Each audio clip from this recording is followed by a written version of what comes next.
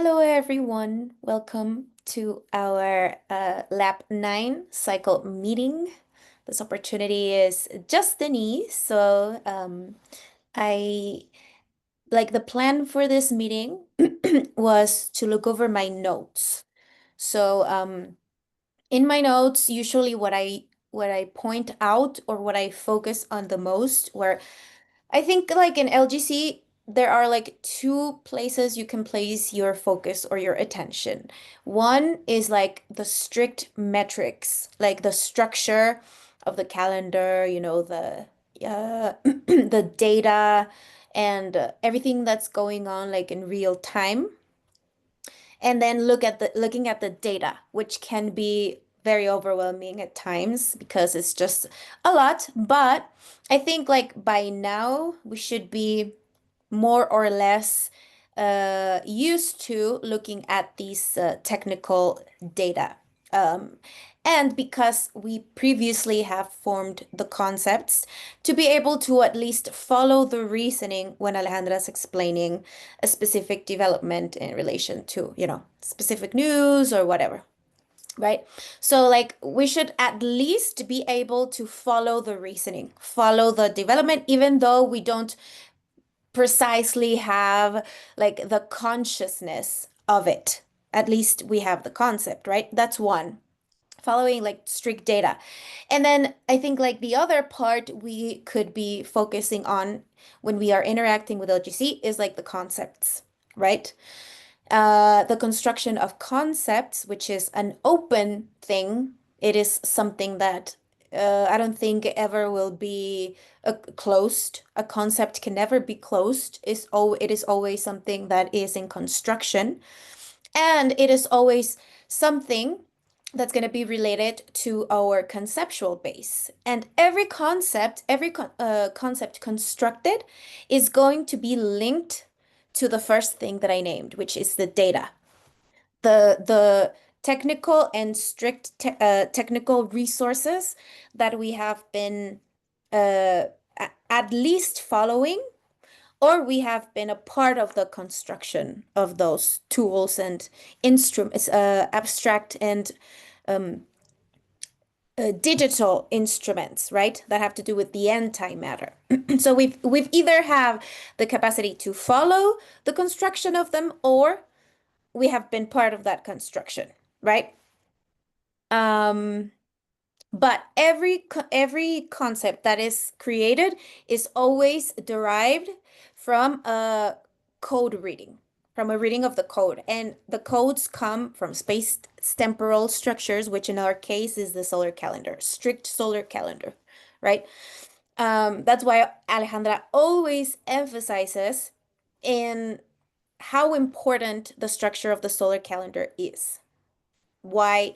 Because it is the instrument through which the solar consciousness transfers itself. And she has been talking a lot about this because of the solar day, like the ending, the solar day of the last day of Lab 8 was 739, 365, right? That was the end of Lab 8. And the beginning of this Lab 9, was 739, 366, right? 366 is the the day where the apparatus updates, right? And it is the day where this support from that external instruction helps sun, right? It is like a something that the solar code as a star, the solar consciousness has as a support to be able to continue in this materialized state, right? Because it is like a great endeavor first to become a star, to materialize a consciousness, to materialize itself as a star, and then to keep that materialization, right? Because of the nature of the universe, a star cannot just stay in the same state. It has to move, it has to evolve, right? And right now, in this specific frequency of the solar consciousness where we are at right now, we have always spoken about this, how if the sun is able to regulate the primary unfoldment with the secondary unfoldment, one being the source of credit and the other being the source of code. If the solar consciousness is able to regulate these two things through the construction of these concepts in our case, this regulation is going to allow the solar consciousness to qualify in the civilized expressed universe, right? This is the specific frequency where we are at right now in the solar consciousness. So it is quite a big deal, honestly. Even though these things have been developed for quite a while, every time that Alejandra talks about this, like this sun, this star, with in which we have created this belonging consciously, right? Is about like it's trying to qualify in a different grade, which is the civilized express universe, right? And the civilized express universe, of course, is going to have regulations, whereas the express universe, there are no regulations. But Ali also said, like, there is no way we could skip that episode. We needed to go through that episode as a solar consciousness in the expressed universe. Why? Because it is just the way where this entorno needed to attract content, right? And now I have an entorno, now I have a structure. Okay, I have to test it. So I bring in content, right? The thing is that now that episode has come to an end, we could call it a cycle. For us, it would be a cycle. Of course, for the solar consciousness, no, because the solar consciousness is the one that creates the cycles, right? Um, so a new cycle is like at the door, but there's always risk, right? There's always risk because to maintain this level of densification in the universe and understanding the notion that to evolve is to densify, right? It means that we would be densifying.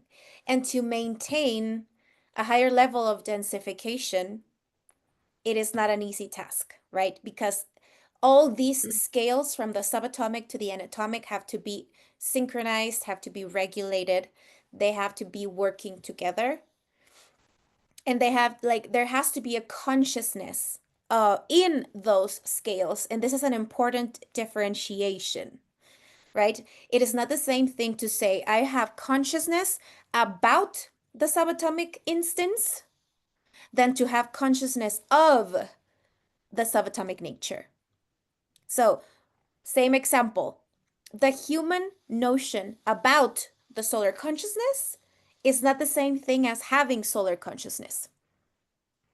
Does that make sense? Like this really, really soft differentiation is very important because for us, for most of us, the things that Alejandra shares with us, concepts, developments, metrics, etc., for the most part, I think that it allows us to have a consciousness of, like, I am aware that there is a subatomic instance, but it is not the same thing to know about it, to have to be aware about it, than to actually have a consciousness in that scale. Yeah, to have a consciousness of a subatomic nature. So that is like a something that we need to reason quite a bit so that we can differentiate it, because if not, these things are going to be plastered together and they're going to generate confusions in our processor and when we are processing signals, right? And if we don't differentiate this, of course, there's going to be how do you say it? Like an overdraft in our cone. We're not gonna be respecting our scope because we're gonna be confusing that, I don't know. I know about the Ring of Fire, right? I know the structure of the Ring of Fire. I know how Alejandra got to, to the structure of the whole thing. Okay, I know about it, but it doesn't mean that I have space-temporal consciousness of it. Okay, so that is like a really good thing to have so that I am able to locate myself inside this whole thing, so that I can stay within my reaches and not try to not confuse my processor. Because remember, our architect is outside of the cycle. It doesn't have an anatomic existence, right? So the architect, our unfolded, needs to try to have like the best communication with our architect, because the architect needs to understand the logic of the container. The unfolded, like that is like the function or the task of the unfolded. The unfolded is in direct contact with the container, like it's in the anatomic, right? With the variables of the container, and over here in this densified state inside the cycle. The thing is that the architect is not like, doesn't have that, right? So if the double is confusing instances and it's not having these concepts clear, well, the architect is going to have a hard time doing what? It's going to have a really hard time codifying the signals that are coming, right? Right? Because the compartments are not properly defined. That's why the emphasis and the continuous emphasis on the construction of concepts. And the more clearly and cleanly that we are able to construct these concepts, the better our processor of signals is going to work, because we're going to be able to organize or understand the origin of the signals that I am receiving. Because for instance, I don't know, on a certain day, I am having a trigger. Something in my environment, something in my daily life triggers a document from a memory from the past, right? Well, I have to be able to identify that it's a triggering memory, that it's a memory that is being triggered. And why is that specific memory being triggered on that specific day? Okay, that's a question that I would like to ask myself. But first, I have to be able to identify like where that signal is coming from. Or there might be several signals, because first it might be like a signal from the cone touching or activating a memory in my foundation, right? So there's like two things happening from different places. And what am I doing? I have to be activated in the middle. I have to be in the middle and be like, okay, what is happening? What is going on? I am feeling something, but I shouldn't be just tied or anchored to the feeling or the chemistry, right? Because there's another area that is registering. There is like the part that is outside of the cycle, what it needs to be doing, it needs to be registrating. There has to be a registration of whatever is happening in the receiver, right? But if there is an active listener in the middle of that, then what am I going to be able to do? According to my scope, I'm going to be able to register that stimulation, if because we don't want to call it just a feeling, right? So stimulation, and then I register, and I want to be very, very careful in my interpretation of the thing, right?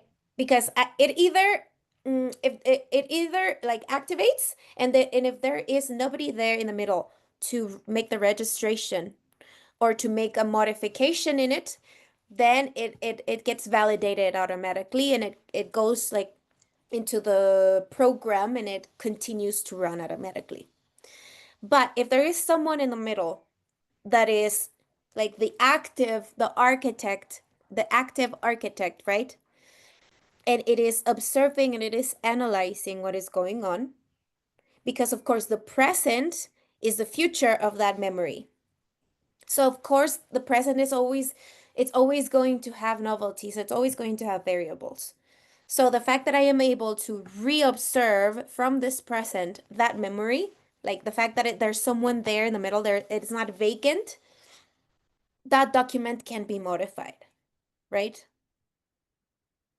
So it has to do with a very broad interdimensional infrastructure like a very robust, which is what we want. Like it's our aspiration to have a very robust digital identity, uh, immaterial infrastructure, so that we are able to make our processes more elegant.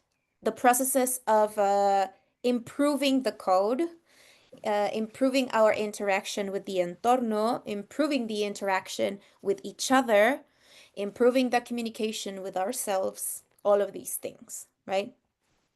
So of course, if this is an evolution for the solar consciousness, of course this is going to be an evolution for the human species as well. And I am positive that these structural changes are happening at every level: personal, clan, species, entorno. And of course, these changes need to be synchronized, right? But in our case, because we have to be responsible for our resonance, in our case, we have to be responsible for the solar, um, like the maintaining of the solar code in the first hand, through the construction of my solar consciousness, my solar identity in the first place, which has nothing to do at all with my human experience. And that is, it is completely parallel from the human experience, completely different. So that is why I think the humans we're like, well, the ones that are in the transition, because as Ale says, the new ones are going to be born with this included. But in our case, because we are alive in the transition, like we have to do it while we are alive, constructing this completely different identity and dealing with things that don't necessarily have to do anything with our personal or private human lives. And this is where a lot of people have cast away from the development, because they arrived here hoping that their personal life is going to improve with LGC. And I mean, of course it improves, but it's not like directly, like that is not like the main purpose. It, of course, it happens, but it's going to happen according to each person's scope and how that person is able to permeate a subatomic instrument or a subatomic resource, permeate it and construct the necessary infrastructure so that it works at a human level. But to do that, you need a lot of space-temporal consciousness. So it's, of course, it's going to depend on each antenna's scope to do that. It's going to depend on my personal scope, how, like, to what extent I am going to be able to improve my personal life. Because I can be in LGC all my life and understand everything, but I may not be able to construct the infrastructure to build a resource that's going to help me and that is going to be useful to me at a human level, because that's going to be like extremely personal.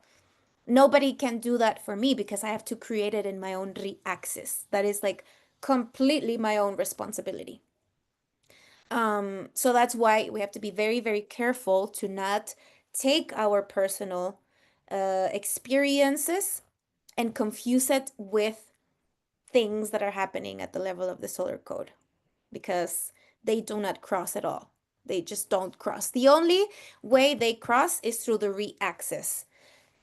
But we're talking about subatomic and then anatomic. That's a long way to go, right? So we have to be very aware of the middle layers and construct that infrastructure.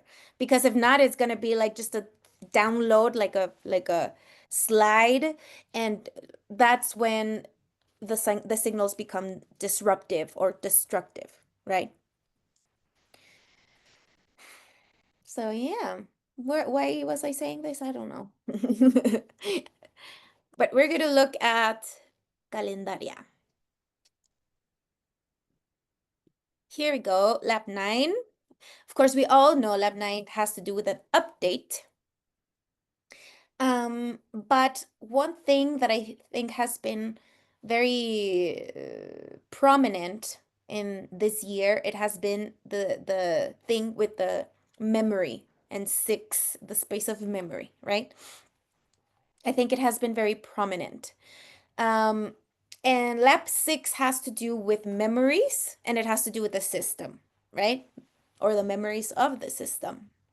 And Ale also speaks a lot about the reset, right?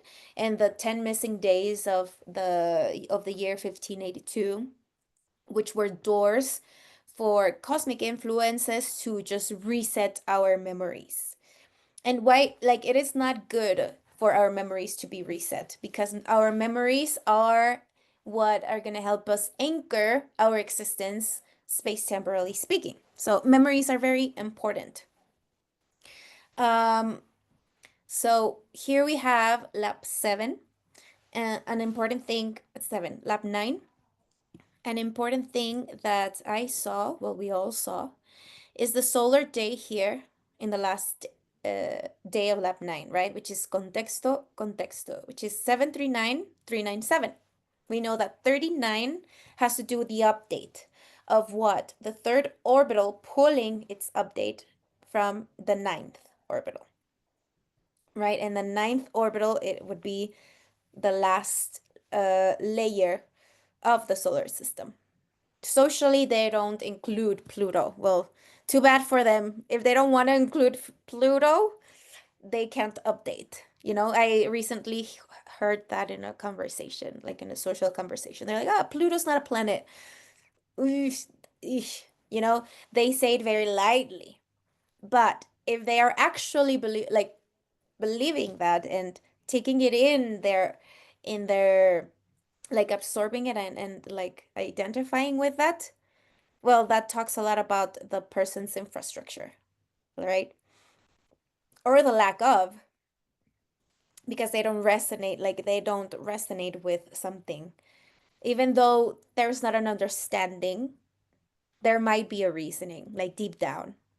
There might be people that understand Pluto as a planet, and that talks about their abstract infrastructure, right? So 9 has to do the update, update.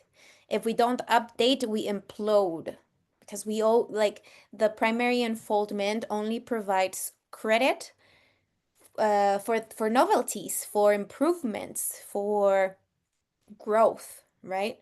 And if that is not like if we don't have update, we can't have growth, we can't have improvement, right? But of course, another thing, we have to prepare ourselves for that update because if we do not anticipate ourselves for the update might break our infrastructure, the one we already have, right? It is as if, I don't know, I am going to buy this drying machine that has a 220 electric need, right? And I have to prepare my house for that, for to receive that machine. But if I don't and I just plug it in, I'm going to break the electricity in my house and I'm going to break the machine because I didn't prepare. So that's a little bit how I see lap 9. It is not like, oh, I'm going to arrive lap 9 and lap 9 is going to be update everything. No. We have to be like from lap 1 we're preparing for lap 9. We're preparing to receive that update, right? And of course, and every person is gonna be different. But for me, it was lap 6. From lap 6, I started to prepare for lap 9. And now I can say that I am ending lap 9 peacefully, not very turbulently. But it's been like a long, a long process and a lot of days to arrive to the SE quadrant of lap 9 in a steady state. So 3939, and then we have the 7 and the 7, right? So 7 to the right, 7 to the left. 77, we know it has to do with the consciousness, and we're talking about the solar day. So we're talking about a solar consciousness in relation to the update of the third orbital on lap 9. The update of the consciousness in the third orbital. So I thought that was really interesting. Right now we are over here. Yeah, 22 of May, the 22nd of May, 2025. Remember, 2025 is the first year where we are routing the periodic table of elements. This is the first year in last year. Remember, this began in the Ring of Fire of 2023. Like when Alejandra first started to work with the table of elements, it was on the Ring of Fire of 2023. And then all of 2024, we had this whole reconfiguration of the table. 2025 is the first year where we are doing this. We are placing the new table of elements, and not placing, I mean, it all converged perfectly. That is just brilliant how like calendaria fit in perfectly with the periodic table of elements. And remember, this has to do with the nativization of the code through the clave de sol. Clave de sol. Everything that arrives now into this collective space of materialization, which we know as sol, which we are all particles of, this collective unified field. Anything that arrives now from there, through there, has to go through the clave de sol. It has to go through the registration of the solar system. And it has to be validated because the requirements to come in here now, now that that Sol has fixed or at least identified its code errors or the failures at its code, and that it's now administrating locally this expression. Well, now the requirements are higher, and of course, because of what I was saying earlier, Sol is trying to qualify as a star in the civilized express universe, right? So of course it needs higher quality of content. It doesn't mean that we're not going to have content creators. It just means that we need better quality.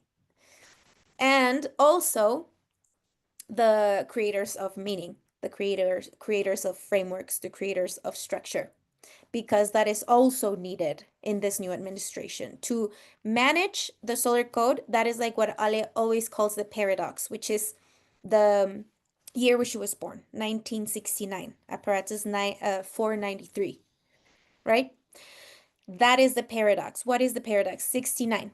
96, 69 is what we call the paradox. And the paradox is to create subatomic consciousness, solar code, from inside the anatomic instance without having to die. So it is as if we are learning to um, mm, provide support to the subatomic, to the solar code, solar instance, without leaving our anatomic, like without having to die to reconfigure the cycle.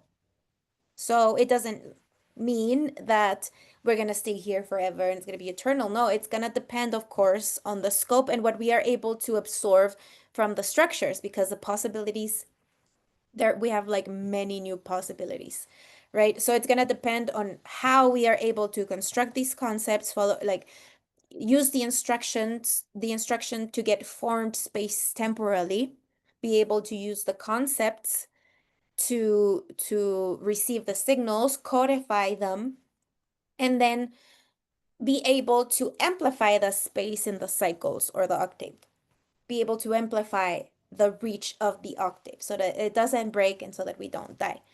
That is like more at a personal level. But if we're talking about a global level, we would be talking about the Oganesón, right? Which is 118 on the table, which socially is the last element.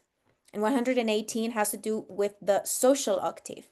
That's why Toganesón was created, but it was created in the antimatter so that the updates can be formed or codified in the antimatter and be adequated to the adequated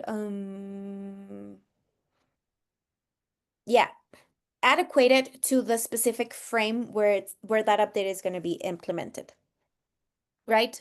If not, then the social octave breaks again, and if the social octave bursts, then of course the third orbital would probably burst again. And this is where we find these attempts of planet in the third orbital between the fifth and the fourth orbitals of the solar system, where we have the asteroid belt. Those are the solar system's memories, where the attempt of previously doing this, like there was previous attempts of doing this, and those memories are there, right? So this is lap 9, and also this is like the first lap, I think only lap, that has pure promise circles. Because in lap 8, we had black spaces, and I think we had one or two elements, right? And lap 9 is the one that has pure promises, pure circles. So I'm going to share this now. So once again. Lap 8 begins on circle 11, which is day 129, and it ends in 26, which is over here, which is in 2 days, 144. Yeah, lap 9 is the only lap that covers all of this, right? So this is like very strategic as well. Notice where lap 9 falls on the periodic table. It's very interesting.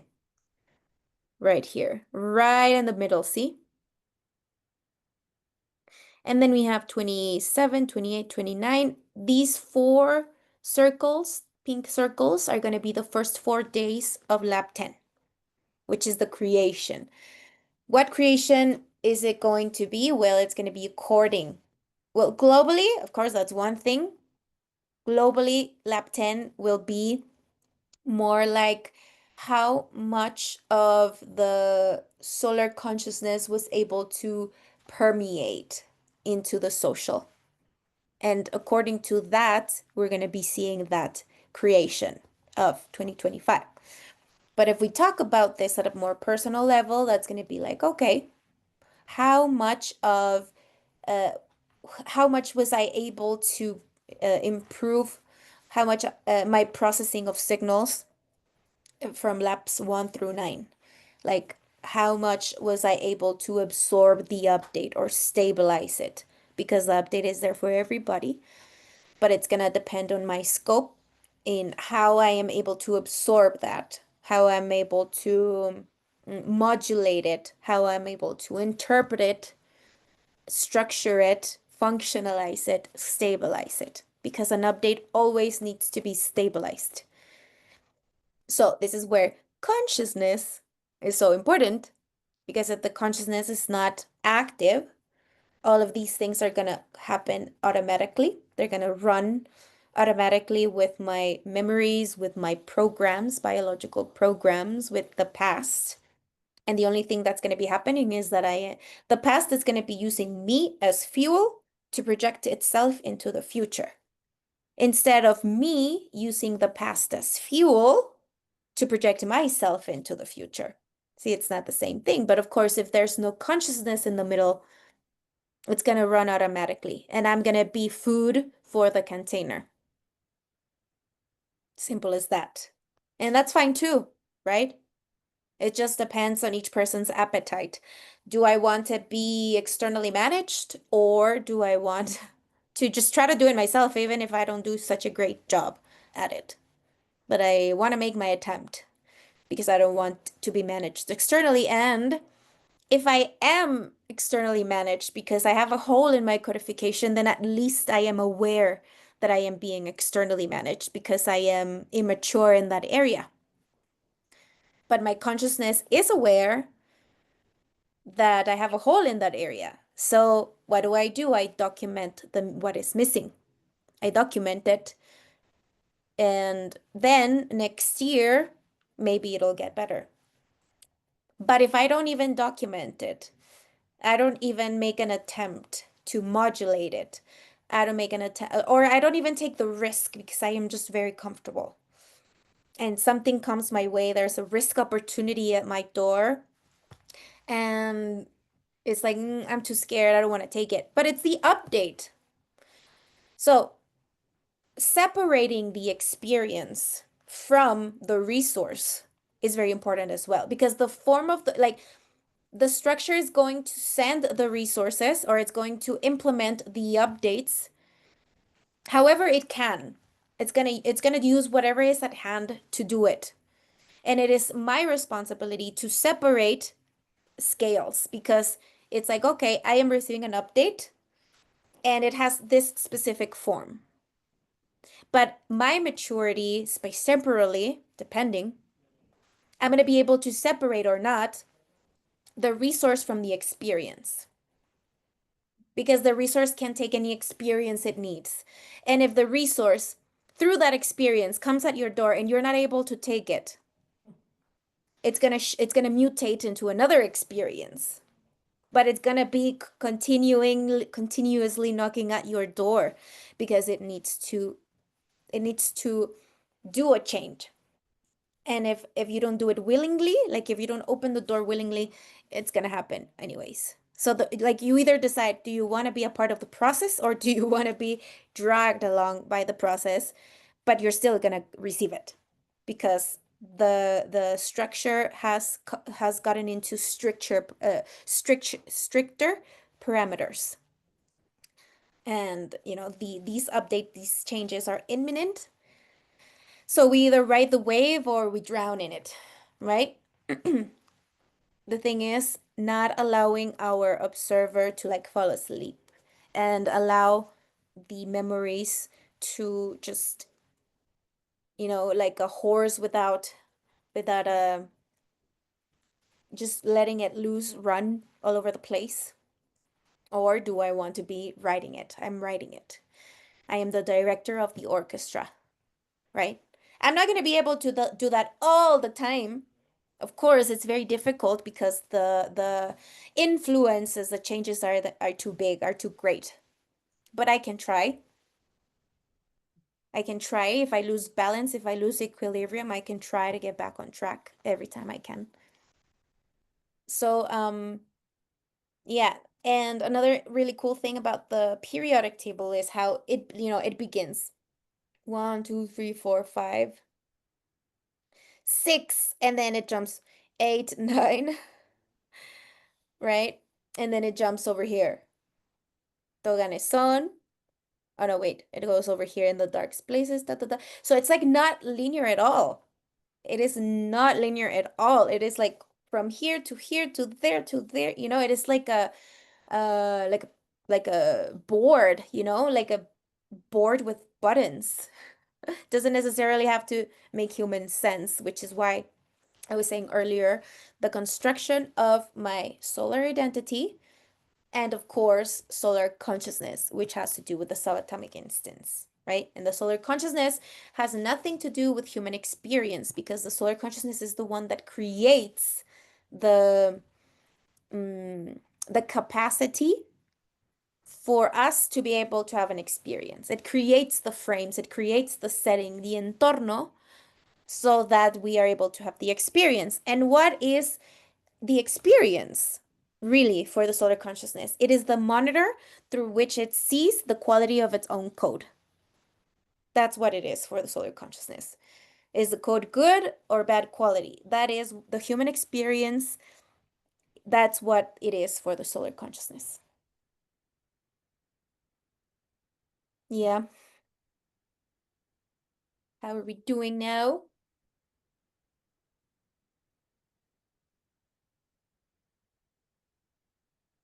Throw me a curveball. No? Anybody? Comments?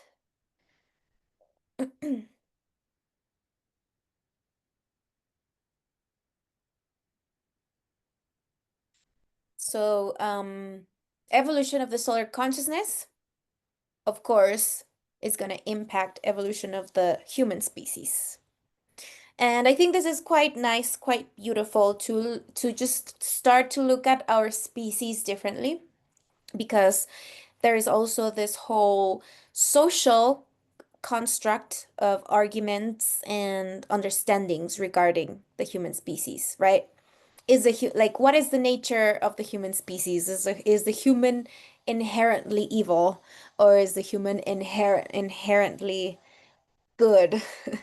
These things or but the thing is that the problem uh is not so much of the human species itself. I mean, of course, we have an important role and responsibility, but the problem has been the permeability of the solar code.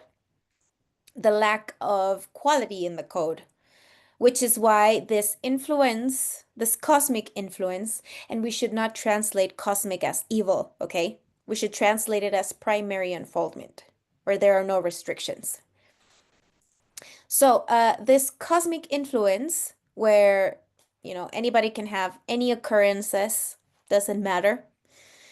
If the code in the secondary unfoldment is not properly regulated, because we're talking about primary unfoldment, we're talking about no regulations at all. It is freedom, complete freedom, which is our essence. Secondary unfoldment is regulations, because we're talking about code. We're talking about a specific application of that credit in a local area. And in this case, that is Sol, that is our star, which is a collective space, because nothing can materialize particularly. It always needs to materialize collectively. That doesn't mean that we're going to lose our particularity, that can never be lost. But it does mean that in order for us to materialize, we need to materialize through a collective space, and that is Sol, right?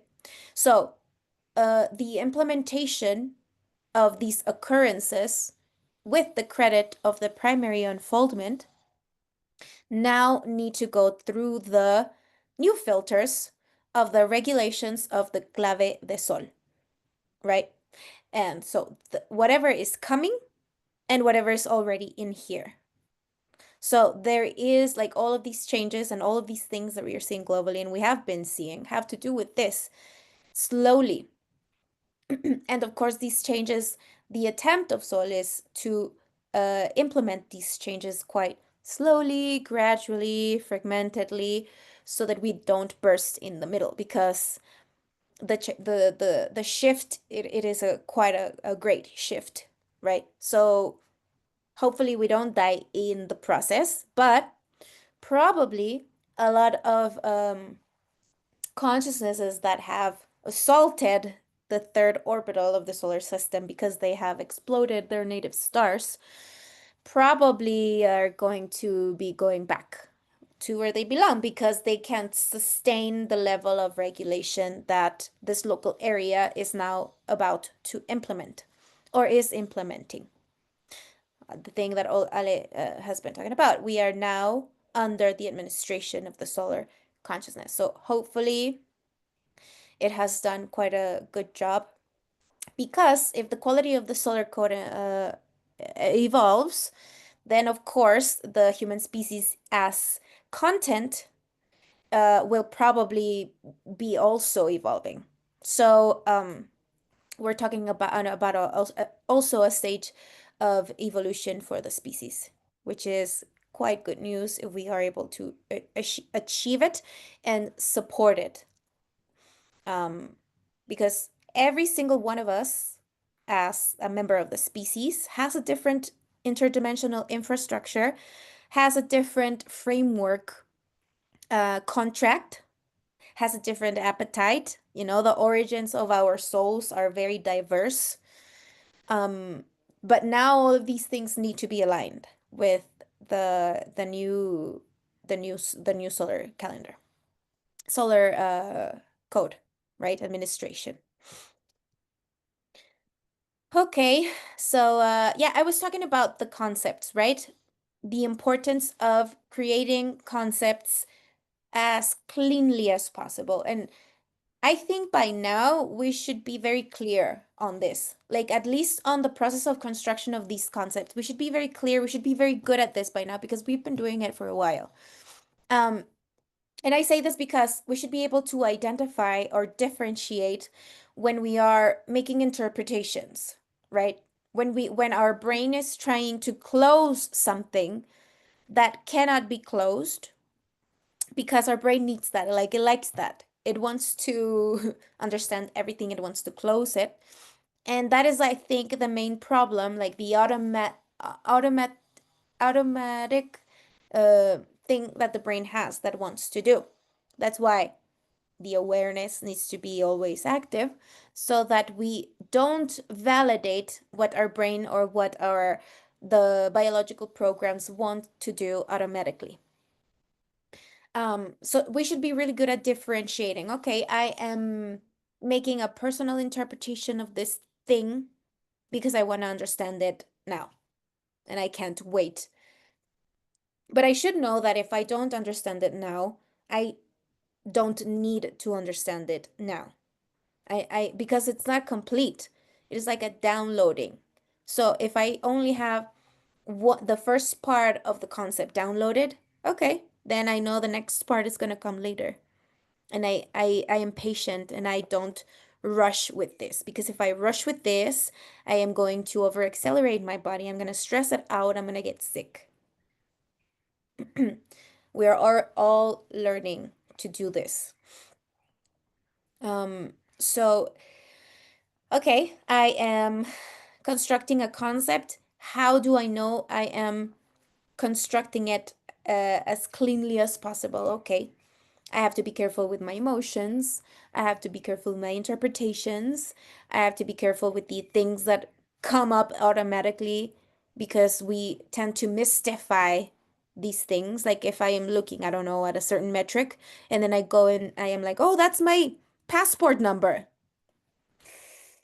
Ish, that is like a long way to go. Like to go from the solar day and jump into your passport number or your phone number or your native date, whatever.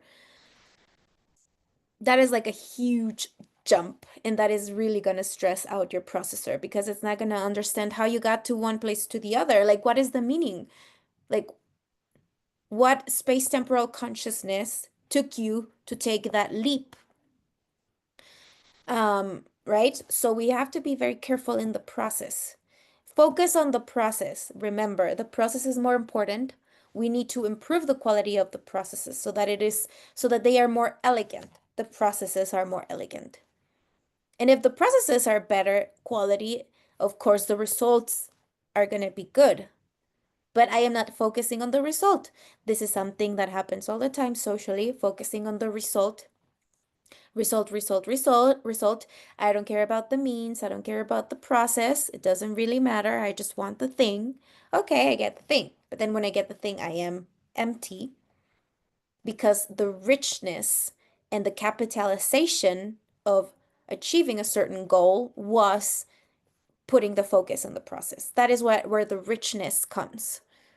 So satisfaction comes when I am putting my whole attention and focus in improving the quality of the process.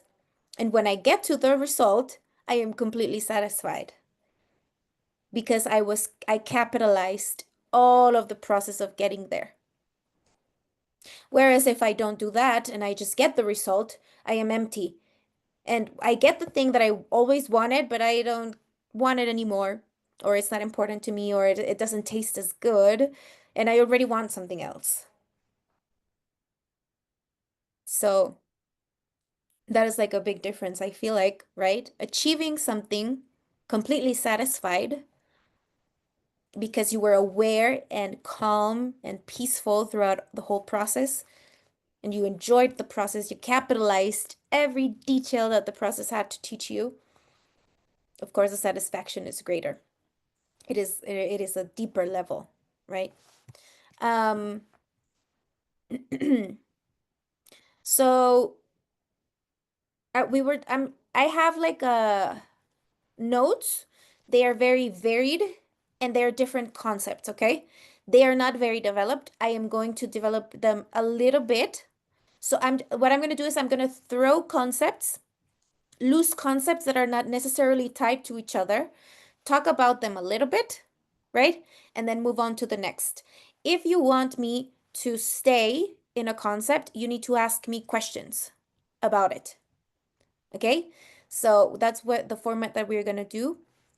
And if you need me to stop, if you want to interact, do, okay? Do because it helps. So, okay, hold on.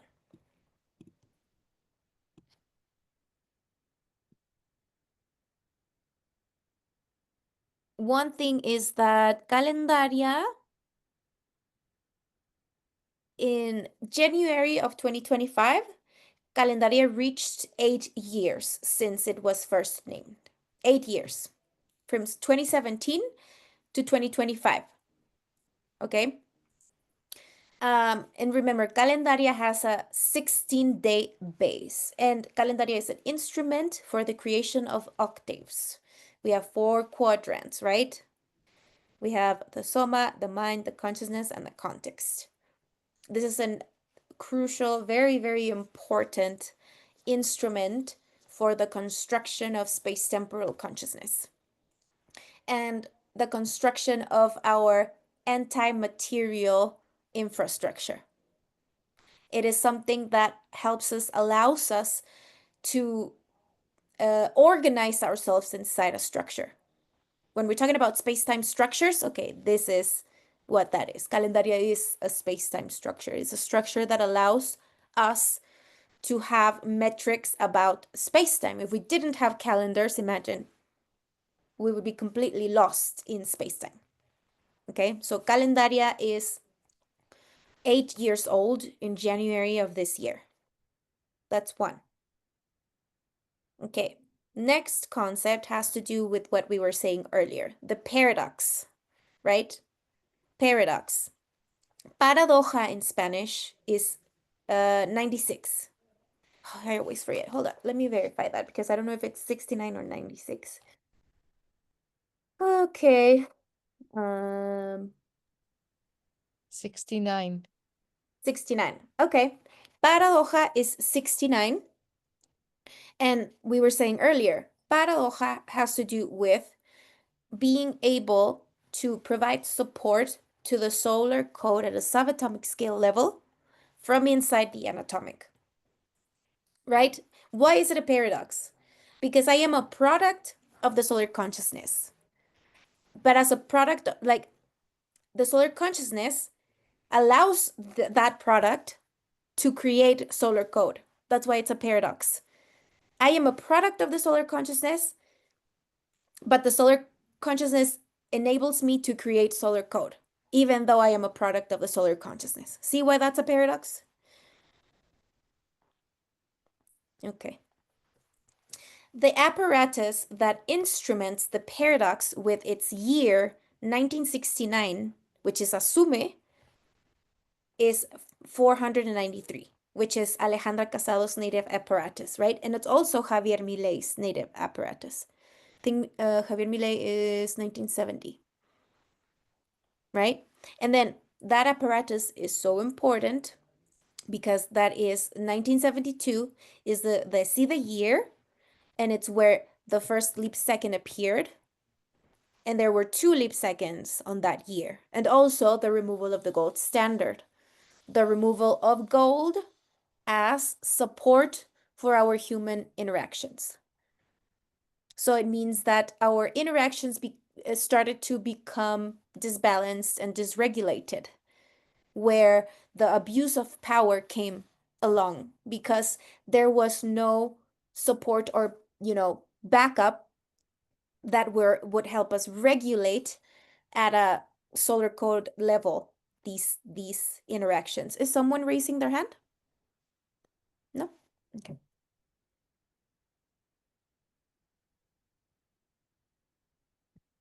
So every apparatus has a specific function, right? We have 100 years to learn about all of this because it's truly a lot. But one of the tasks or the functions of apparatus 493 is the instrumentation of the paradox, because we have that year 1969, and that is the native year of Ale, right? And Ale is the perfect example for that, the creation of solar code from inside the structure. Okay, so something that we were also saying, the thing with feeling and registering, to register, right? Not the same thing, because when I am feeling, I am charging with interpretation and value and memories and past and all of these things. That is feeling. It is probably anchoring myself to the chemistry of the body. And that is a very difficult trap to get out of. If we only validate that and we only take that route, the only thing that's going to happen is I'm going to be trapping myself in there. I'm going to be trapping myself more and more and more inside the feeling. But if if I have a certain muscle in my processor, right? What does the processor do? It separates. It organizes. It is like the orchestra director, right? My processor. If that is active, if it has a certain muscle, then I'm going to be able to separate and add. It's not that I'm not going to feel anymore. Of course, I'm going to feel, but I'm going to add another layer, which is to registrate. And the registration part is outside of the cycle. It will have no chemistry, it will have no charge, it will have no interpretation. It only will have a registration. Because we are antennas, right? We are receivers. And a lot of the things that we receive, a lot of them don't necessarily have to do with us. We're just receivers. We are connected to Earth, to the third orbital. So if we're receiving signals, we should be able to receive the signals cleanly without any kind of interpretation or putting value. If we are doing that, imagine we are receiving something that has to do, like that is going to help the whole of the species. Example, because I think we're members of the species. If we do that, if we receive that, and I personalize that signal, it's gonna burst me. It's gonna break me because I shouldn't put it inside my personal area just yet. It has to permeate properly. But in order to permeate properly, I have to construct the necessary scaffolding, the necessary infrastructure so that it can permeate in order and fit into the personal area so that it doesn't burst it. See? So we are receivers, we are antennas, we are receiving all kinds of things all the time, but it doesn't necessarily have to do with me. Right? So depersonalizing the influences is very important. It's a very important task. Removing the automatic interpretations. So to feel includes an interpretation. To registrate includes an interpreter, an active interpreter. But of course, the interpreter, I can have an active interpreter, but what is it linked to? Is it linked to that external consciousness that fills up all of the holes that I don't want to deal with, which is a God or a belief? My interpreter could be tied to a God or a belief because I am not interested in working in my consciousness at different scales until I reach the subatomic. Those holes are fixed by an external consciousness. I don't want to do that. So my interpreter can be tied to that as well. But if I am being formed space-temporally through the clave de sol, then my interpreter is going to be tied to those concepts that I have created. And my interpretation is going to be completely different of that same signal. Right? So to feel includes an interpretation. To registrate includes an interpreter. So we begin to register when we start to feel. We start to feel, we activate our registration. If we are registrating, then we are able to modulate the interpretation. It doesn't become an automatic interpretation. It doesn't become an automatic, it doesn't save in my memory automatically. I am modulating. Okay? So, if I am modulating, I have the wheel of the neutrality of the observer that can take me from the interpretation to the interpreter, and I am able to modulate the interpretation in real time. So here we're going to talk about neutrality. When we open up that function of registration, we are able to neutralize whatever we're feeling because we're modulating it. It doesn't do whatever like the feeling doesn't do whatever it wants with us. No, because we opened up the observer, and the observer will neutralize that chemistry. And I will be in the wheel. It doesn't mean that I'm going to be in complete control, but at least I am going to be writing it, right? It's not going to drag me along and do whatever it wants with me. Or even if it does that, okay, I can be aware that that is happening. Registrate that I am being moved along with my feelings. Okay, I couldn't handle my feelings. I was over flowing. Okay, that's fine. Like it does, it's fine. You can also allow yourself, to do that, because if not, this is another thing that I think she spoke in another red program. If I don't actually have like the capacity to neutralize, because I don't have that muscle in my abstraction, what I'm going to be doing is I'm going to be repressing. So it is very different to repress than to neutralize. Repression is not very good. Repression is going to come out in all kinds of different ways. So it is better to just allow it. Allow it to come out, and then try to activate the neutral observer and neutralize the chemistry. Of course, this is a very hard thing, okay, because we are very chemical beings. Our receiver, like one of the favorite things that we have as humans is the chemistry that our bodies can create. That's why all this thing with addictions, right? And I don't know, I think Ale in event 40, she spoke a lot about 52 specifically and the addiction. 52 is, the administration of the circuit. But if there is no administration of the circuit, if it's externally administrated, these external influences, what do they want? They want to feel. And this is the only scale where you can access that kind of chemistry, right? So it goes directly into the feeling, into the circuit.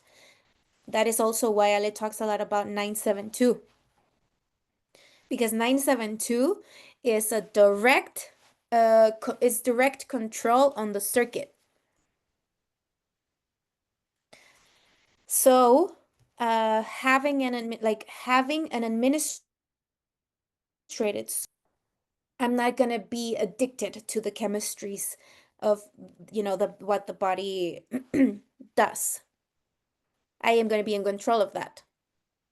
The thing is that is very difficult, I don't know, something that I am living triggers a memory, like a certain chemistry that I really enjoyed feeling in the past, so I want to recreate it and recreate it. That is what generates the addiction. The feeling part is something that a lot of the occurrences that come directly, with no infrastructure, they just come and project themselves directly.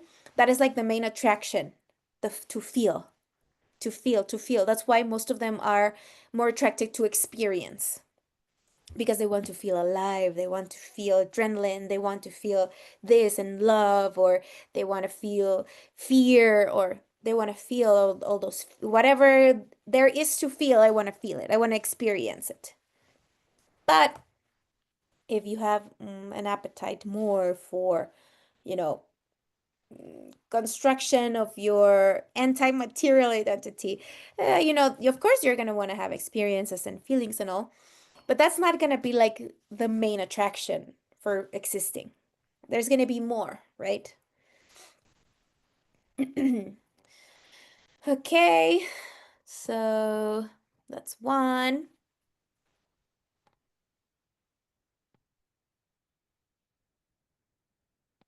Okay, interesting. We are talking about 52, right? And feeling, registering, and the direct influences that we could have directly in our circuits, in our chemistry.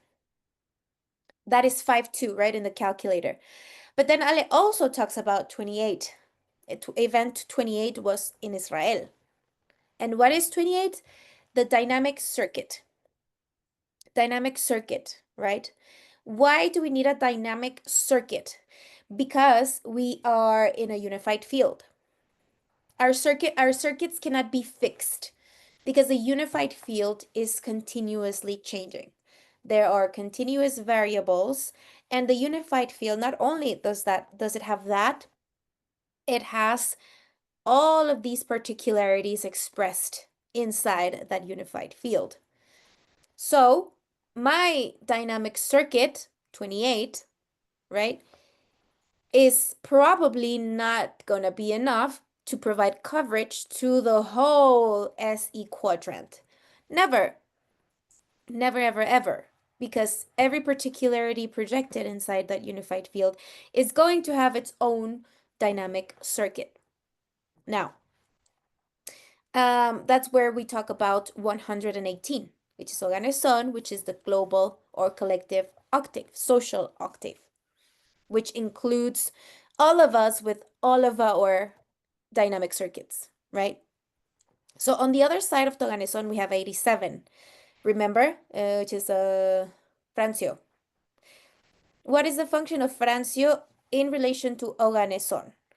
The social octave is going to be demanding something of me. So that demand, it's of course is going to depend on my capacity to respond, my maturity, space-temporal maturity. And according to that, I am going to be able to modify my gravitational octave, which is 87. 87 is Francio, 118 is Oganeson. So according, of course, to my scope, I'm going to be able to respond to the demands of the social octave. And why do I need to respond to the demands of the social octave? You know, this narrative where, oh, I don't care what anybody thinks of me. I don't do anything for anybody, just for myself, blah, blah, blah. Okay, that's fine. That's fine in your re-axis. But in the unified field, you need to be of use. And why do we need to respond demands of the context? Because that's the challenge, and that's what's going to help me amplify my gravitational octave. If I don't want to amplify my gravitational octave, these calls or demands from these demands are they're not going to be interesting to me. Unified field, that is we could just say it's the SE quadrant, the collective area. Okay, so the circuit needs to be dynamic because we always have to be in the octave of the context. If we do not provide coverage to the octave of the context, our model will not be dynamic, and we're not going to be updating. We're just going to be repeating. If our circuit is not dynamic, if our circuit is static, because my connection with my capacity to update is blocked, I'm just going to be repeating, repeating, repeating, repeating. And of course, the experience may be the same. My experience may vary a little bit, but I'm not going to be modifying my gravitational document at all.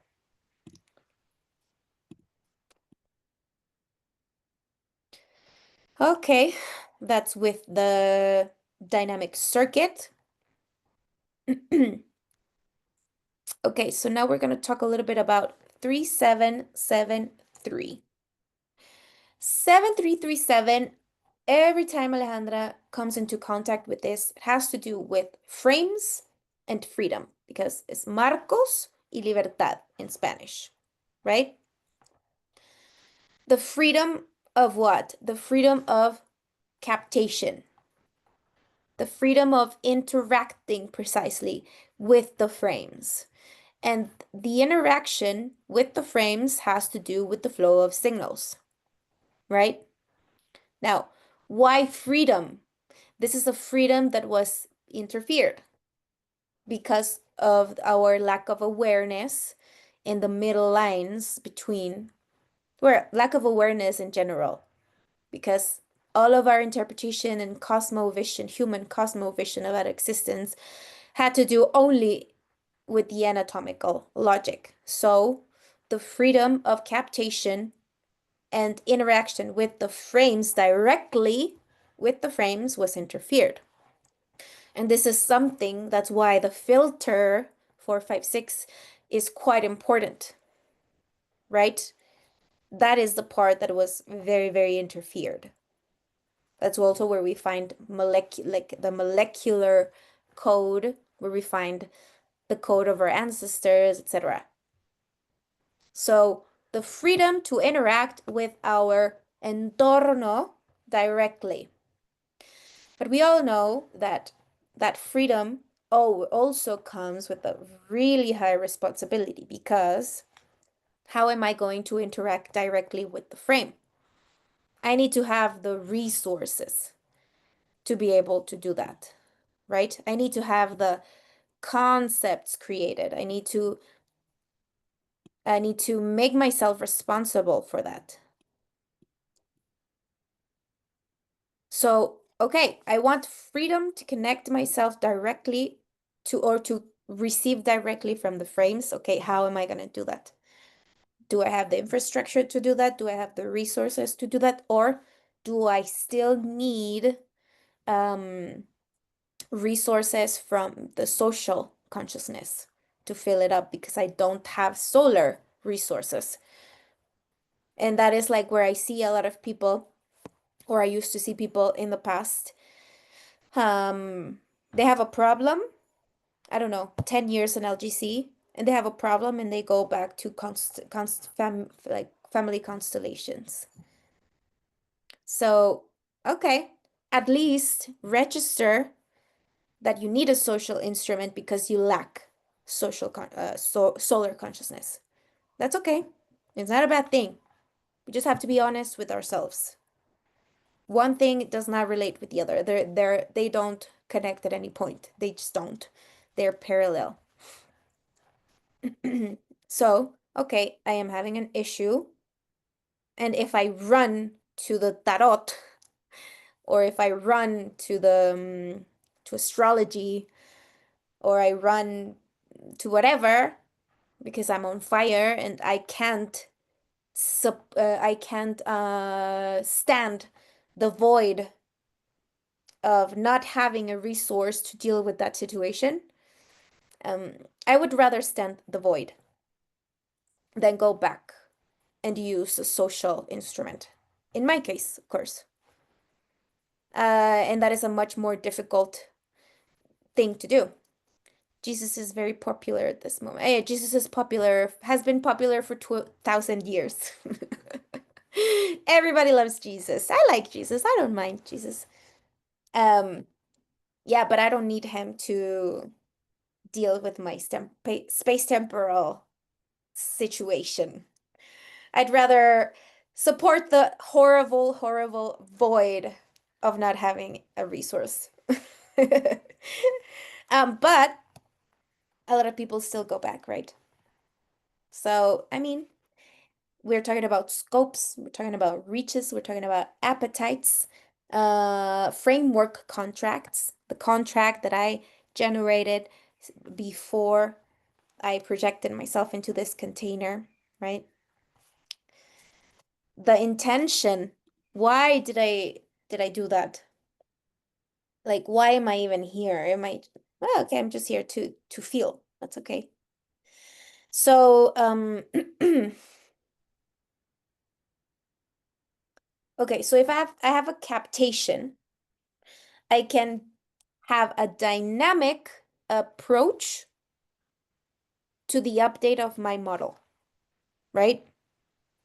This is all intertwined, what we were saying earlier.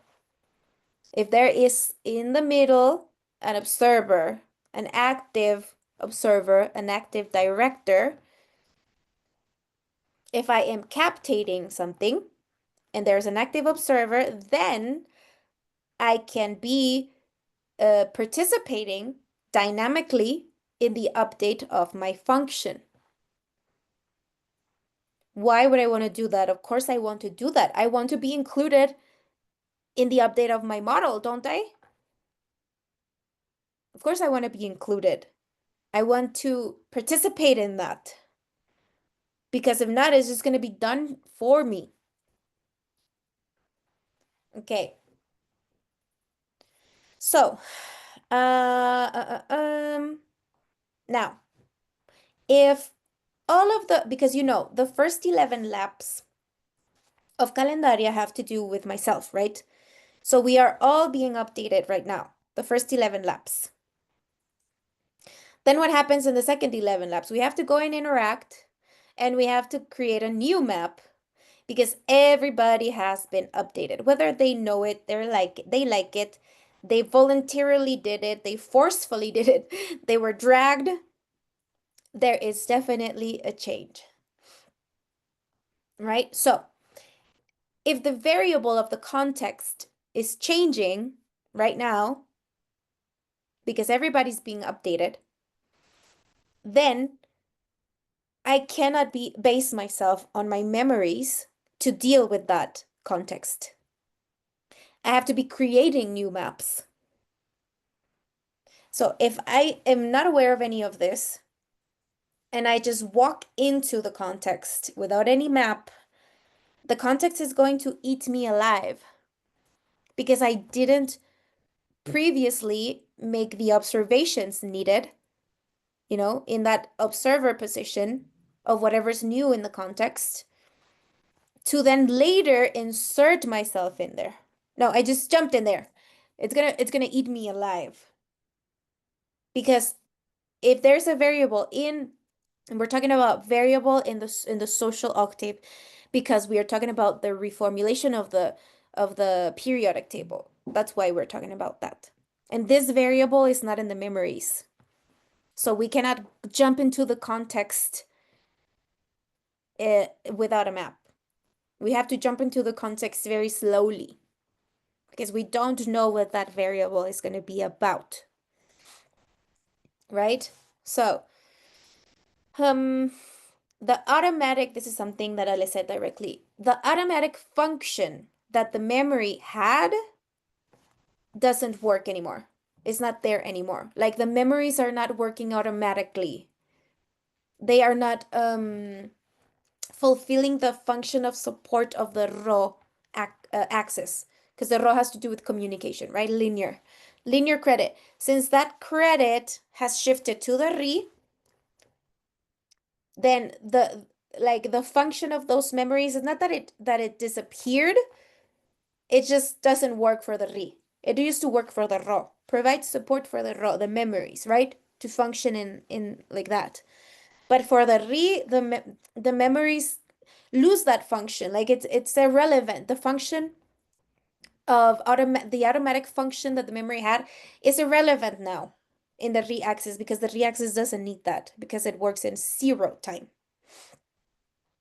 So now the variables need to be absorbed, and the resources for the functioning in RI and in RAW, they need to be created in real time, and they need to be created consciously because the memories used to do that for us, and they're not going to do that for us anymore automatically. It's not going to work anymore, or it's not working anymore, right? Okay. In the subatomic scale, there is no past, no future, only eternal present, which we could say it's a spatial instance where there's no time. Spatial, eternal, space, which is our essence. So, consciousness creates a memory space so that it later functions as a memory, right? We know this. We saw this in a red program where Ali explained the relation between 7, 8, and 9 with 6, and so on and so forth, right? 7, 8, 9 doesn't need a memory, but it creates a memory to create a linear material experience. Consciously, the intention is to generate a segment, to generate a time. So the consciousness creates the space of memory But first, we're talking about the foundation of that memory space, of that memory unit. But remember, foundation and then function. It's different. The foundation instance and then the functioning instance. So to establish or to establish a memory unit, to create a memory unit, only can be done by a very mature digital identity. So again, with what we began. Right now, we are becoming aware of the possibility for a mature digital identity to create a memory space that can later function as a memory. But we're talking about a possibility of a mature digital identity. At least we know that there's a possibility. Now, how do we learn to do that? We need a lot of concepts. A lot of concepts. Clear, crystal clear concepts. Okay. So there is an intention for the establishment of a memory. Why? Because a memory is not given and it is not automatically created. There has to be an intention. So when the digital consciousness matures, it projects itself into a new dimension that needs to assign a space that later functions as a memory in that dimension that it's going to consume. So this is for a particular consciousness that is throwing itself into existence. It is self-throwing itself into existence. Okay, we're not talking about a particularity that is taking a collective bus in a generic code to project themselves into experience. No, we're talking about a particularity that wants to do it on its own. Okay, so it projects itself to create a new dimension, and it needs to assign a space that later functions as a memory that it later will consume. So it is not a given. I'm not gonna just be here consuming and being like, thank you, God, for everything you give me, and I am God's princess, and God gives me everything, and I don't do anything. I just like to consume the. Okay, that's fine, you consume it, but then that credit, when the time comes and the structure's like, okay, do you want to renovate your credit? Like the free trial is over. You want to renovate it? You have to do this and that. Oh, no, thank you. Free trial is fine. I just go back to primary unfoldment where there's no requirement for evolution. I just go back and be an observer of all of this. Don't participate in it. Okay. So, for a memory to exist, there needs to be an identity in a previous dimension to the anatomic. Okay? So the memory is established in a dimension previously, in a previous dimension to the dimension where it's going to be consumed. Right? So if that part is done by an external consciousness and it's not my own, then I am going to be a prisoner of the biological programs, the reactives, right? And my soul is going to depend on those external influences. Like I have no control over my soul. That's why, this narrative of you sold your soul. Well, you kind of did. You kind of did because it's being externally managed. Or I'm gonna be a prisoner to the stereotype, to the biological program, to the stereotype, to the stored stereotype of the container, right? So I'm not creating anything. I'm not doing anything. I'm just consuming. So the only thing that I can do inside the container is pick up a stereotype and be like, oh, I like that one. Let's try it on. And you just experience that stereotype with, certain variables of. And yeah, and then you say, yeah, I liked it. It was nice. Or I didn't like it. And that's it. But there is no like participation at all. Okay, so and that also like if you send yourself in that manner, you are born in a certain time lapse, so your cos or in a certain region of the world, and your cosmovision will depend on the time you were born and the region of the world you were born in. And that's going to be your cosmovision of everything. It is generic, same as the stereotypes, right? You have that cosmovision and then you have the stereotype and you have everything you need to live your life. But if we self-send ourselves interdimensionally, we have our original purpose, and then we also have the entorno. And we also have all these things that we can work with to improve our own code and to work on our own evolution, right, inside the frame. So these profiles are quite different, I would say. Um, okay, one question. Wait. Sorry. Okay. Uh, that's a hard question, Marjolaine. I mean, what do you mean, what kind of concepts? All we talk about is concepts. All we do is work on the concepts. So if you're asking me that question, it makes me It's already a uh, concept. I mean, if you're asking me what kind of concepts, the LGC concepts, Yes. I don't know how else to answer that one. Everything we're doing. Okay.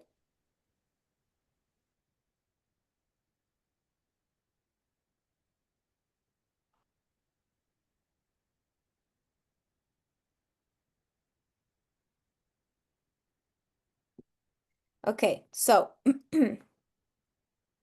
when we are talking about the solar range, it doesn't matter what part of the world you are in, because we are talking about a solar consciousness, we're not talking about Earth. Solar consciousness will always be in hierarchy, like the most important. It should be like the priority. Should be, at least in this community, if you're resonating with this. If not, I don't know what anybody would be doing here. Um, but when we're talking about yeah. Oh, yeah. You know what, Marieline's question, and I was kind of teetering in the same place, and I'm just trying to refine the question because, all right, there's all kinds of concepts we've been addressing for years. I think if we drill down a little bit, it's almost like we have an updated conversation going on about solar consciousness. Um, Creating meaning comes to mind. And I'm wondering if there's like within all the concepts, is there a narrative or a group of concepts that are primary focus at this time? Um, for what? To do what? For, whether it's for processing solar consciousness, is it towards having solar consciousness? Um, for myself, it's kind of coming with like, how could I be in better function for solar consciousness, right? So can I can we take the concepts and get a little clearer in, maybe it's a little practical, like how to, not just understanding concepts, but a little bit more practical in like The what practical what's a part, Mhm. the practical part is going to depend fully on each person's scope. Okay. Like it's going to depend on because the creation of concepts, at least from Alejandra's source to me, for me, is crystal clear. The concepts are crystal clear for me, at least. Um, but what I mean with the application or the practical part is gonna depend fully on each particularity.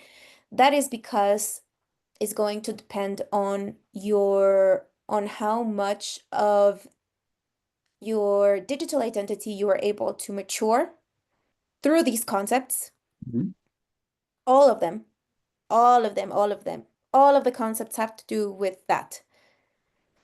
And now, of course, there are concepts that are gonna be more adequated to each frame, um, which would be entorno, but that is up to us.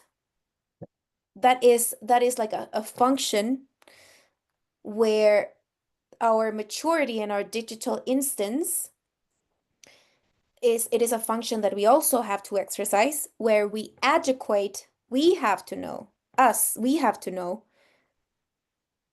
to what that concept is adequated, to what frame, to what scale. We have to know. And we have to be very specific. So if you want to ask me a question about a specific concept, we can talk about that specific concept and the adequation to what specific frame and what specific scale we are talking about. But for right now, we should be able to differentiate that ourselves, I would say. Like to now I would say that we should be able to do it. Yeah, I think what I'm getting, it's subject to our unique metaphorical fingerprint, or it's like our own soul, our own journey, our own contracts, that kind of thing, where that it would be unique to the individual, but within. Yes, but when you're talking about something practical, No, it has to be, yeah, not a because specific. well, I am focusing on what you said practical. Okay, So if we okay. want to move along with out of the practical, maybe. Yeah, maybe practical wasn't the right word. Okay. Yeah, I'm struggling with the communication of this, but I feel like there's just something there I'm not Go ahead. nailing down. Yeah, it's okay. I mean, I'll just ramble for a moment. Yeah, Um, go ahead. is that, part of me wants to be cognizant, not part of me, I want to be cognizant of being in function, right? If I Okay. say, right, in the social, like, okay, we do what we need to do, but largely it's the same, been there, done that. It's a lot of repetition and not a lot of upgrade newness.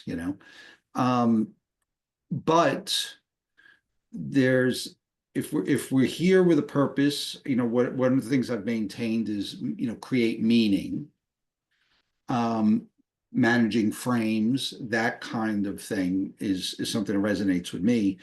And it's like, then how, you know, it's almost like, how do I know I'm doing it on that level versus just being about it or mistaking it for the social level, that kind of thing. So I guess just a little bit of way of measuring that um,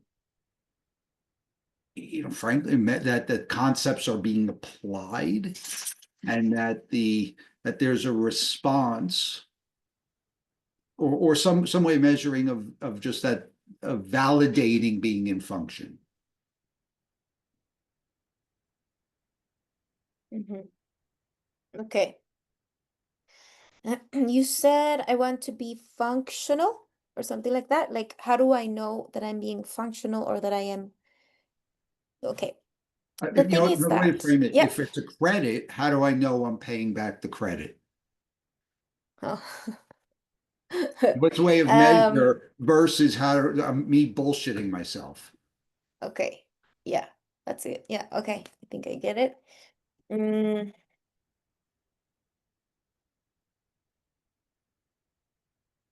okay. First, let's talk about the functional part, okay? The functional part comes when the code is being executed. I think this is an apparatus where it is an apparatus of execution. It is very dynamic because there are changes happening, variables, things happening, but there's also execution. Like there's a simultaneous execution, change, execution. What is executing? Whatever was established in the previous apparatus, right? So whatever's functional to you now is going to depend on how much or how less you were able to establish in the concepts based on the goal in the solar consciousness, how much you were able to establish, integrate, how much you were able to grow your re-axis, how much you were able to recreate your antenna, how much you were able to absorb. That's gonna depend. Your functionality is going to depend on that. So whatever good or bad you are at functioning at different levels, but this is the thing. You are the only one that can audit that because we're talking about re-axis. So you are the only, like, that is why we need to be very honest with our scopes and with our real position. Because the clearer we have that, the better we can audit ourselves in how much do I actually integrate it, how much do I actually modified my model. But I'm gonna see that. That's why like I said, we are the monitor for the solar code. The solar code sees through us how good or bad its quality is. That is at a macro level. But at a personal level, I can also do that. Like the way I function, if my like I can audit if my interactions are better. I can audit if my processing of signals is clearer, if I'm able to organize the compartments of that, or if I'm able to anticipate the signals before they crash into me, or those in different levels I can search for ways to audit how good or bad the execution of that code is, because the execution of the code translates into functionality, how great or not great the functionality is. And functionality in the back is quality of code. But the good news is that I am always able to fix whatever is not functioning, right? Whatever is failing. Why? Because I am forming myself in in this space temporal formation, and I am learning to go to the back end of things, figure out what is not working, and start to fix, the screws that are loose, so that later in the next year, these things start to function better. But it is like a long, how do I say it? Like a marathon, right? And Yeah. since there's a lot of details, a lot of scales, a lot of things, I have like it. That's why I have to slow down so that I can observe every single detail Yeah. and Yeah. audit. Yeah, but there are moments for that, right? Of course. There are moments where I'm going to be auditing myself, where I have to go to the NO cardinality and just audit everything and then be like, okay, I need to work on this, there. This is very clear. This is not. This is, functioning, or this could function better, and blah, blah, blah, blah. But that is just like a conversation I have with me, with myself, and my architect, right? Because the architect is the one that is in like the one that is in contact with the structure itself. So that the unfolded makes these field investigation and then sends the information to that other instance, and then that other instance tries to understand the logic of this container, and Yeah. Yeah. there is like a, yeah. So how do you know that you are doing it well? Only auditing yourself. And another thing is that concepts don't need to be applied, they just need to be reasoned. Mm. Once the concept because the concepts function on another level, right? In an abstract immaterial level. But if my concepts are clear about things, then my unfolded is going to have a better experience. And where my concepts are not clear, that's okay. I just need to point the concepts that are not clear, where I need to work on, but I have a certain domain. See, I know the concepts that are clear are part of my scope. The concepts that are not clear are part of my limitations, but I have a domain. I have an area where I do have domain, where I do have the scope, and I stay there. That's how you know. Mm. If you get better and better at staying within your scope and functioning within your scope, that's how you know. Yeah. You just gave me a moment of insight from the beginning of the call where you're checking in, and I was saying about the timings, I think, and the word marathon, and it's like, right, this is one of my personal things. I have to remember it's a marathon when I just want to sprint, come on, let's get at Exactly. it. Yeah. Yeah. And with LGC, you know, we would love it if it was a sprint. Um, it really isn't. It's Yeah. we have to go to year 2100. Right. Right. Yeah. So we have a It's good. long I way to have to go. pull it over from time to time. It's not even like or dislike, right? Because I don't even mind the marathon. I forget. Mm-hmm. It's just because my natural speed, my natural speed is Mm-hmm. New York speed. Yeah. Yeah. That's like the fastest speed. Yes. The quickest one. Yeah. Um, but yeah, I mean, the thing is with the self-auditing, right? And of course, I think life helps you with that. Like life throws things at you where you have no other choice. Um, where you have to like pull out whatever capacity to respond you have at the moment. And you have what you have.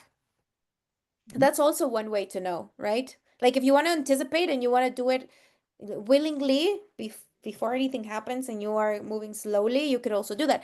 But also, if you don't do that, life just throws it at you and you're like, oh, okay, I'll pull whatever resources I have from wherever they are and use whatever I have. And that's also another way to know what you have actually been able to absorb in your model, what is integrated in your model that is functional. Mm-hmm. So yeah, Excellent. Thank you. that's a good insight. Yeah. Yeah. Yeah. I'll take the Okay. pause. I actually have a cutoff in a couple moments, so I'll just say goodbye and thank you. Okay. Um, Thank you, Jeff. Yeah, we'll probably cut out in a little bit as well. sure, but I'll catch the rest on the recording. Thank you. All right. Thank you. Okay. Okay, so this is another thing. Solar consciousness and social consciousness. When one is closer to the social consciousness, there is more clarity on things, right? There is like a certain level of assertiveness when compared to the social consciousness, right? The social, if we are more um tied or identified with the social area, like it is as if the container got us to identify with the experience and we get magnetized. So we get moved around. What is to be magnetized? We're attracted to this, we're attracted to that, we get moved around like that, like that. We have no control over the situation. So that is like what we could say translation of social. Like when we are more tied to the social. It is like a cloud of electrons, nothing is clear. I have no certainty on anything because I'm just being dragged around. I am only interested in the memories of the container. That's it. On the other hand, when we are more close to the social consciousness, maybe I am not as magnetic, but I have more domain over the unfolded because I am taking into consideration the other quadrants and not just the two on the bottom. I am considering the two on the top. and I am using all of the space in the box, right? And I not just live in the bottom. That makes me slower. That demagnetizes your life. It doesn't mean that you're not going to have any magnetism, but it's not going to be dragging you around.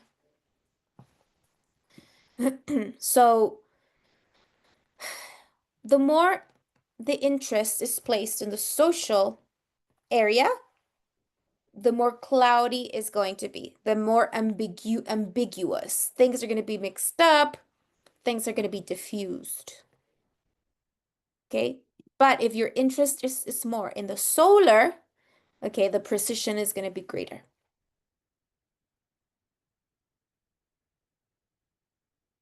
Okay.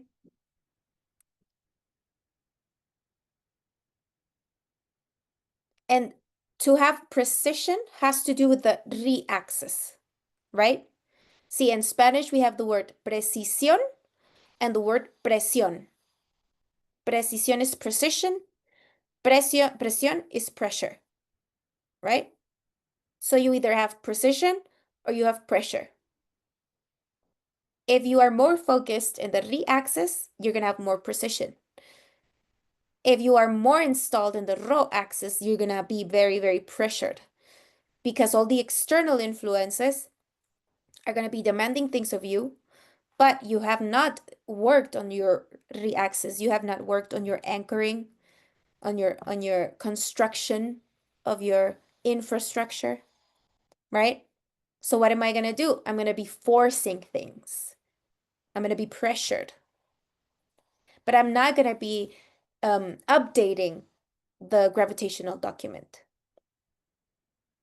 I'm going to be forcing it. I cannot update a gravitational document. I cannot update it if I don't have a worked on re-axis. That is the only way I can do that. So we were talking about, okay, something comes up and I identify that it is from a memory. What do I want to do? Do I want to validate it exactly as it comes so that it can continue working automatically in my foundation? Or do I want to update that document? What do I need to do to update that document? I need to not validate it. I need to liberate it from emotional charge, liberate it from value, turn it into a registry. The feeling, turn it into a registry. I am registrating this. I am activating my observer.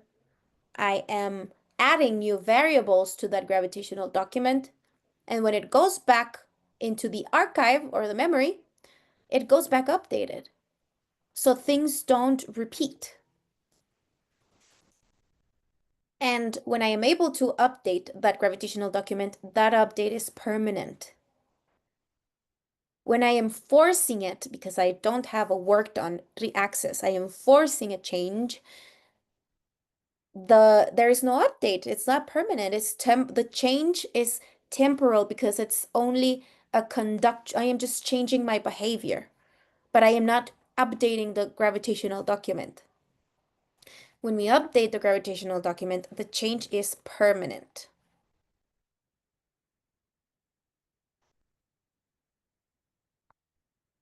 So here is something that we were saying with Jeff. We cannot make any kind of application. LGC is not meant to be applied. It is meant to be reasoned. That is it. And these reasonings, these concepts become concretized, become formalized in other dimensions. When they get formalized in other dimensions, then our anti-material profile gets refined, our code improves, and of course the quality of our unfolded, the quality of the experience of the unfolded as a result will also improve. But you see, the focus is not in improving the experience. It's not in improving the quality of the experience. The focus is in improving my anti-material profile. So In LGC, there is no way we can make any application. Only thing we do is reason. Reason, construct concepts, reason them, and then in other dimensions, it formalizes. Then it permeates. Right?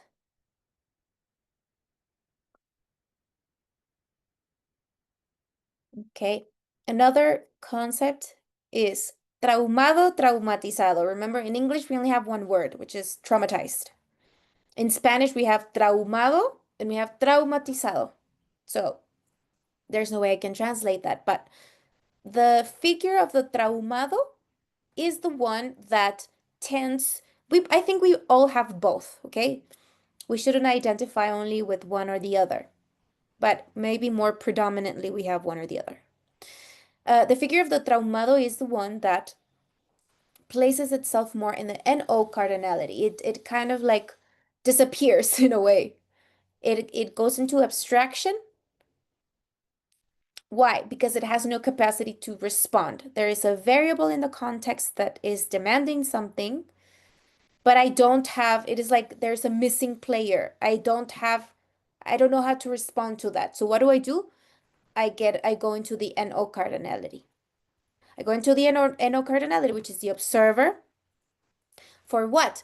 For observing from outside what it was that was missing. Why was it that I wasn't able to respond? Okay, so the document gets traumado, it gets updated because I am observing the variables. And then over here, the unfolded receives a new clue. And through that clue of what the observer was able to observe, maybe I'll be able to generate that response that I wasn't able to respond to before, which is opposite to the traumatizado. The traumatizado is it is someone that reacted out of context. That is another profile. Like instead of going into abstraction and observe what it was that was missing, no, I reacted out of context. See, that is like the other profile. People that just are always out of context, always responding out of context. Why? Because they can't make that abstraction because probably their upper cardinalities are not working properly. Why are they not working properly? Because they don't have the proper concepts. They haven't established the concept so that they can later function. So the traumado is an observer that has an update that is pending, an update in the gravitational document, right? So it is not as if it's stupid or that it can't respond. No, it just means that it is busy in the antimatter creating a fraction of the document that needs to be updated. And when that fraction of the document is ready, the entorno applies it in the flow of signals of the unfolded. So it is not a bad thing to be abstracted. See, socially, everybody tells you that you always have to be, oh, no, sometimes we need to retract into the NO cardinality. Because why? Because there's something going on that I don't know how to respond to. So I need to go into an abstraction to generate whatever my document needs. Because my document, our gravitational documents need to be updated constantly. And life is going to be pushing our buttons so that the documents come out, you can see them, and we can, write down the updates there. So el traumatizado, the traumatized, it is an overdrawn response. It is like different from the traumado. The traumado doesn't have a response. The traumatizado has a response, but it's out of context. They respond out of context.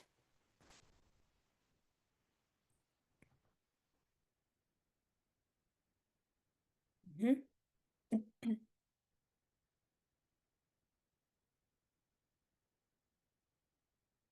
Okay. So I think that's pretty good for today. How does everybody feel? That was a lot. Hi, Gabby. So, yeah.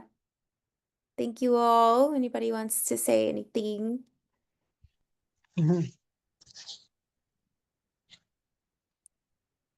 Thank you very much, Denise. Yeah, so I can say too. I It mean, was wow. quite nice. It's here. Wow. I know it's a Yeah. lot, It's a always. lot. A LGC lot. is always a lot. Brilliant. Yes. It's a A lot, lot. but very clear, Denise. Very clear. I'm Yeah, I'm very glad. happy with your notes and sharing it. Yes. Mm. Yeah, these It's a are, lot, and I but have it's more, very you know, clear. but I love your notes. Oh my God. We are Next halfway. time you can continue. next time. Yeah. Um, We but are yeah, very it is. Yeah. Yeah, I got a little tired. Woo. Yeah, I too. can see. But sometimes I You've been wish I talking like so much. Great. I was like, oh, I'll continue for another hour if you guys, you know, handle it. But my head is like, no. no, Let's stop then. That's a, It that's was a lot. Yeah, perfect. let's stop. perfect. Yes. Yeah. Very good. So Thank you. thank you so much. That's lap 9. I really wanted to do that because, you know, it's update lap and just a little refreshment on the concepts because it's just so much. So it's good to just kind of, you know, go here and there so that our immaterial profile uh gets refined more and more. And of course, that's going to translate into an improvement in every other area. Um, but it is also, you know, our resonance is equal to a lot of responsibility. Um, so, of course, all of us are going to administrate that responsibility as best as we can because it's truly a lot. But I think it's going to get better. I think it's going to get easier later. Um, this whole transition has been quite turbulent, but I really do think that from now on, we're going to be creating more and more stability, more and more equilibrium in every level, um, and hoping that the quality of the solar code is as good as we want, hope for. Um, and yeah, just be deal with our responsibility, which is the capacity to respond. Remember, responsibility, capacity to respond to what? To our uh resonance to the solar code, to the solar consciousness. And we don't know where this is all gonna take us. We don't know. Maybe we're later gonna be helping others that come later to just explain how we did all of this and how all the concepts were created. You know, we don't know. We don't know where their future role is about. Um, but it's looking good. So thank you so much, all of you, for being here. It's really great to see you.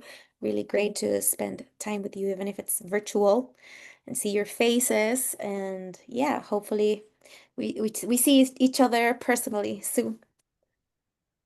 Okay. Thank you very much. Bye-bye. Thank Okay. you. Have a Thank Thank nice you so you. day, you much. guys. It was great. Thank you. Okay. Bye. Bye Ciao. bye. Ciao, ciao.